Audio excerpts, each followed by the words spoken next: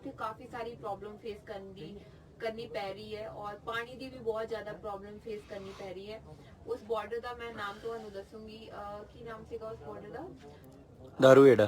Dharuhera border Haryana में लगता है। हरियाणा में लगता है।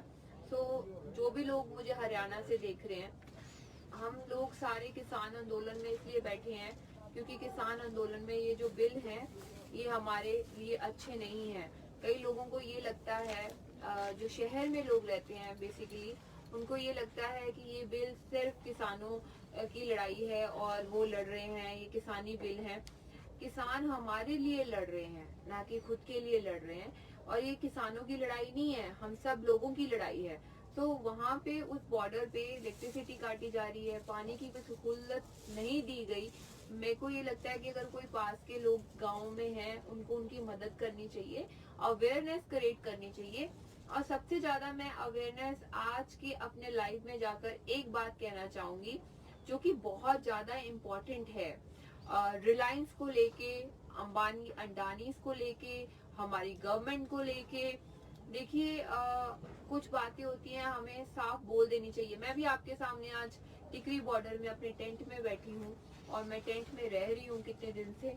क्यों रह रही हूँ? बिकॉज मुझे लगता है कि हमें इस टाइम पर रहना चाहिए अपने किसानी आंदोलन में।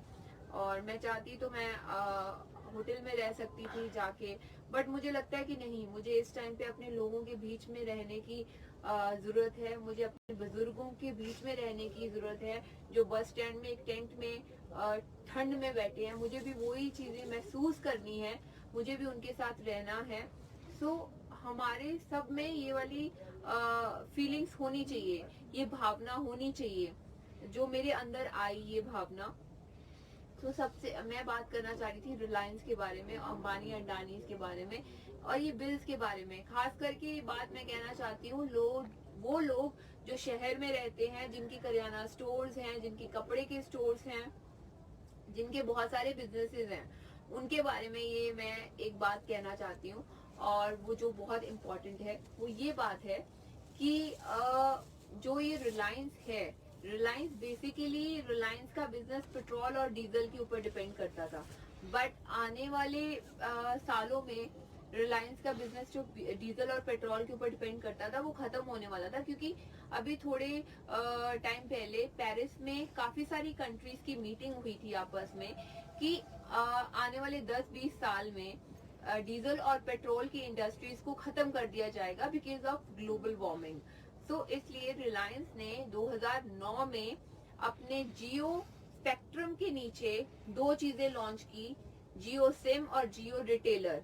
सिम तो आप लोग देख चुके हैं, इंटरनेट सब देख चुके हैं, पहले कैसे फ्री में सिम बांटे गए थे और फ्री में इंटरनेट सर्विसेज दी गई थी। और दूसरा जियो रिटेलर के नीचे इन्होंने फूड का जो डिपार्टमेंट स्टार्ट करना था अंडानीज के साथ मिलके, वो तो आप अभी देख ही रहे हैं। ठीक है, उसके नीचे जो आप ये सोच रहे हो कि स्टेट के साथ स्टेट एक जैसे फार्मर्स एक ही स्टेट में अपनी फसल बेच सकते थे, अब दूसरी स्टेट में नहीं बेच सकते थे। और ये फार्मर्स के लिए अच्छा किया गया है कि वो दूसरी स्टेट में भी अपना बिजनेस कर सकते हैं और फसल के अच्छे दाम पा सकते हैं। नहीं, ये इन्होंने अपने लिए सहूलत दी है कि आने वाले टाइम पे ये all over India import and export का सारा फूड का बिजनेस खुद कर सकें।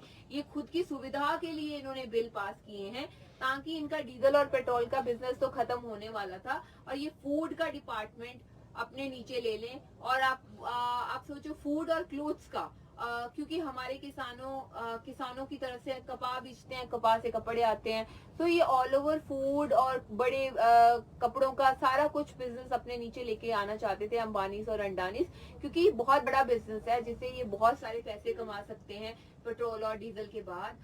सो हम लोगों को ये अवेयरनेस क्रिएट करनी चाहिए सभी लोगों के बीच में और समझने की जरूरत है कि ये हम लोग यहाँ पर क्यों बैठे हैं। किसान अपने लिए अकेले नहीं बैठे, किसान चाहे तो आज अपनी एग्रीकल्चर में एग्रीकल्चर लाइक उनको खेती आती है, वो खुद का बीज बो के खा सकते हैं। वो हमारे लिए वहाँ ठंड में बैठे हैं, 80 से अबव फार्मर्स की डेथ हो चुकी है, वो हमारे लिए बैठे हैं क्योंकि वो नहीं चाहते कि हमारा देश अंबानी और अंडानी के नीचे आए आने वाले टाइम पे। वो नहीं चाहते कि जो हमारे छोटे करियाना स्टोर्स हैं वो खत्म हो जाएं। वो ये नहीं चाहते कि हमारे छोटे क्लोथ स्टोर्स खत्म हो जाएं, जो कि सभी के मतलब सभी की सोर्स ऑफ इनकम वहीं से आती है। हमारा देश डिफरेंट कल्चर्स के साथ बिलोंग करता है। हमारा देश हिंदू, सिख, मुस्लिम सभी के साथ, सभी कल्चर, सभी रिलीजन वहाँ पे रहते हैं। और आजकल बीजेपी, आज तक बीजेपी सरकार ने सभी जगहों पे दंगे फसाद ही करवाए हैं, चाहे वो गुजरात में हो हिंदू मुस्लिम को लेके, चाहे वो हरियाणा में जाट आंदोलन हो, चाहे वो पंजाब में सिख और हिंदू खालिस्तानी बोल के। तो हर जगह पर बीजेपी सरकार ने आज तक ये दंगे फसाद ही करवाए हैं। और आप सबको, सब लोगों को पता है कि बीजेपी सरकार कैसे बनती है, जब कोई भी गवर्नमेंट कैसे बनती है, पैसे के बिना तो बनती नहीं है। और मोदी जी की सरकार ये रिलायंस के पैसों से बनी हुई सरकार है। तो आप क्यों नहीं सोच रहे हैं कि उनके धंधे को वो कैसे छुड़वा सकते हैं, और उनकी प्रमोशंस के लिए ये सारी चीजें की जा रही हैं, और उनके बिजनेस को इंक्रीज करने के लिए ये सारी चीजें की जा रही हैं।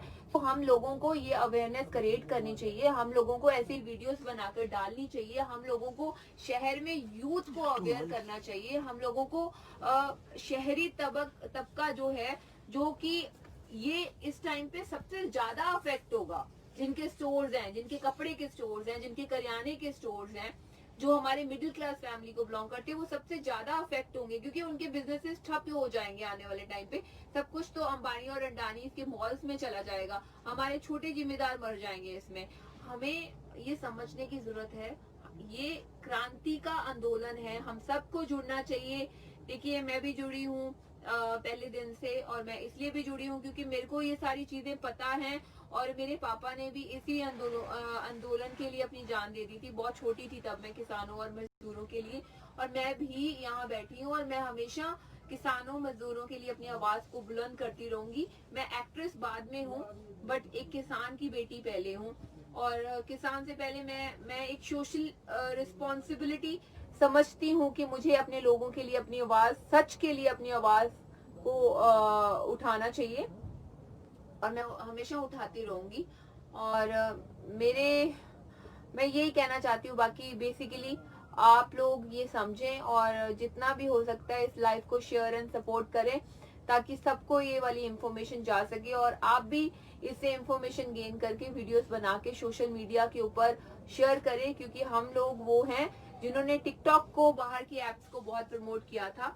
हम ही वो लोग हैं जो अपने आंदोलन को बहुत बड़े लेवल पे, जिस लेवल पे ये आंदोलन पहुंच चुका है, this is a peaceful protest, हम आगे लेके जा सकते हैं, just to create awareness among all people. जो लोग अभी तक घर पे बैठे हैं, जो लोग ये सोचते हैं सिर्फ किसानों की लड़ाई है, हम लोगों की हम लोगों को उनको जागरूक करना है, उन लोगों तक ये आवाज पहुंचानी है कि ये सिर्फ किसानों की लड़ाई नहीं है, ये हम सब की लड़ाई है, और किसान आप सब लोगों के लिए लड़ रहे हैं। जय हिंद।